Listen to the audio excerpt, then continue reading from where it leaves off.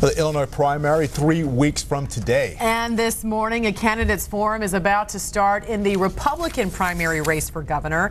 It's being held in Countryside, and political analyst Thom Serafin joins us live from there. Good morning to you, Tom. Thanks for joining us. Good morning. Good morning, everybody. First, we understand that Jim Ryan is not there. Do we know why?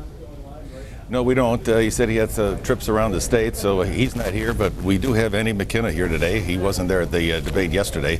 So we're looking forward to all 6 GOP candidates. Everybody was invited, including the governor, as well as Dan Hines, the controller. We have 6 of the 9 that are running, so it should be a very good show this morning. Hey, Tom, did Andy McKenna suffer as a result of not showing up to the event yesterday, do you think? No, I don't think so. I mean, he's just been endorsed by the Chicago Tribune. He's got a lot of money. He's on the air. He's doing a lot of things statewide right now. He's got to be considered one of the top 3 or 4 candidates in this race. Although, with a small turnout of 650, 750,000 voters, any one of these candidates can win this race, depending on how this thing goes down in the last 3 weeks. So, but he's one of the favorites, along with Bill Brady from downstate. Senator Kirk Dillard is in the race. Adam Mangievsky is an outsider. He's got a shot. Dan Proft's got a shot if he can get his internet voters out. So, this is kind of a terrific time to be a voter in Illinois. You got to get out and vote, because your candidate could win this thing. Tom, everyone obviously has a shot right now, but in your opinion, who do you think is someone we should be looking for right now? Who is someone that maybe could be the black horse that could surprise everybody? Well, if you take a look at the numbers, the polls, Jim Ryan is up on top right now, but his numbers aren't growing. They're kind of flat, in the mid-20s. Then you have Kirk Dillard, and he's got some good numbers downstate. He's working a very underground campaign, working with those voters, those Republicans that have voted in 4 or 5 of the last primaries. So, I mean, he's really focusing on getting his voters out. Senator Bill Brady is the only downstate candidate, and, with the downstate vote, he could win this thing because so many candidates from DuPage County and the Chicago metropolitan area, they could divide this race up. So of those top 3, one of those 3 could win this thing. I don't know who's going to win this thing. It's wide open as far as I'm concerned.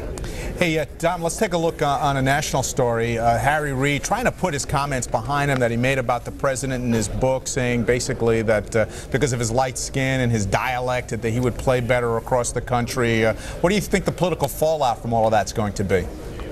Well, all this racial profiling in politics, when I grew up in a German neighborhood as a young Polish boy, and everybody told me I was stupid because of all the Polak jokes 50 years ago. I mean, everybody's got a problem with somebody, but, we live in a post-racial society. We should be doing everything we can to bring people together rather than dividing people. What you're seeing is an old-fashioned mentality of what people thought people were like before they really understood diversity issues and how people have so much in common together. We got to overcome some of these things. There's too much talk about this guy being brown, this guy being black, this guy being light brown, this guy being light white, this guy having slanted eyes. All of that is junk. I mean, we got to move beyond all that. I have 2 teenagers at home. They have black friends, brown friends, gay friends, female friends, and when they come over the house, nobody's talking about you're lighter than I am, so you're not really like this. I mean, the young generation will save us from some of this activity. We're seeing some of the problems that we have with adults, and unfortunately, we see more and more of it, and it's, Tom, what do you think the political fallout, though, will be as a result of this? Well, the Democrats have always had this attitude that the African-American voters were their voters.